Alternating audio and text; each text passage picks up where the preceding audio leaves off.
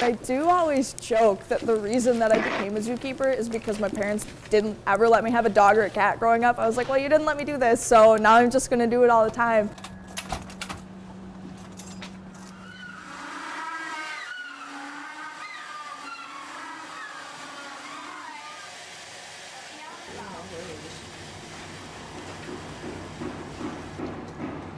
People have this, I guess, preconceived notion that all you do as a zookeeper is you pick up a lot of poop.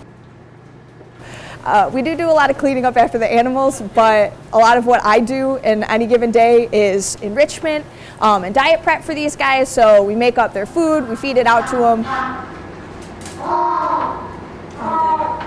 They do that all day. I wish people knew, truly, it's like a 24/7 job.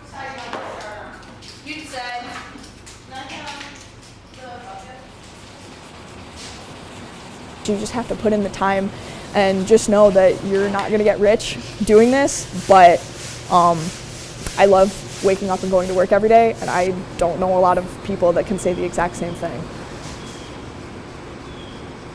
I'm a Rochester native originally. I grew up in Spencerport, so the entirety of my childhood I've been coming to the Seneca Park Zoo, so it was really cool.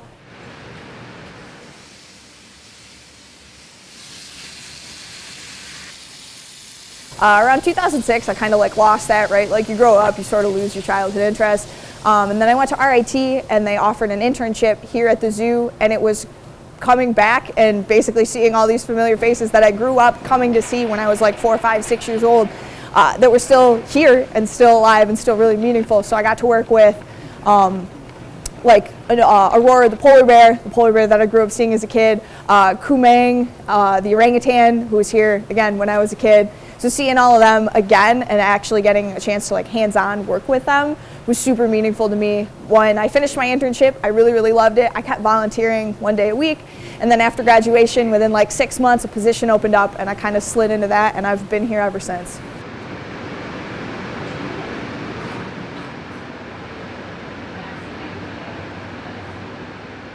The first animal I ever trained here was actually a rooster. His name was Nash. And he was a really quick learner. After a couple of sessions, he was really good at target training, and I got to a point where I could put down a plate and he would stand on the plate, and I could put that on whatever I needed him to be on. Like I could put it on a scale, he would walk on, he would hop on top, and I could get a weight really easily, and he was voluntarily doing it because of that relationship that we built together. Our sea lions, we do training sessions with them multiple times a day, and we also do training sessions with a lot of things you wouldn't necessarily think of.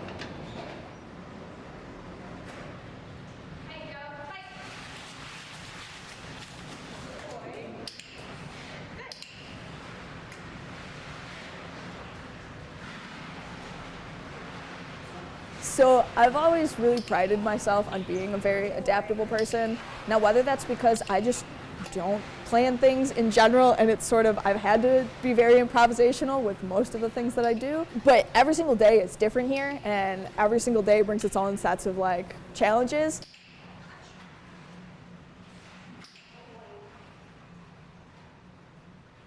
I think actually being a zookeeper has helped make me a better pet parent.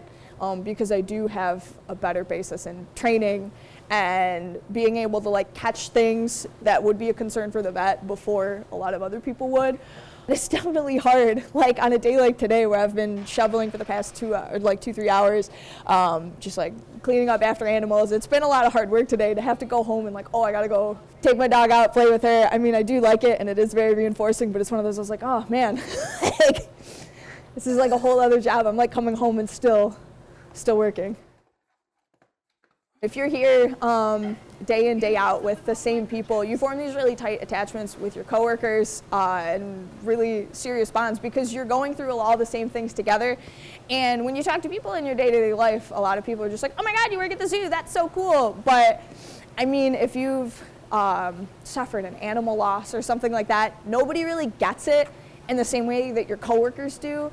And because we're with these people so often, I'm seeing these people before my family on holidays a lot of the time.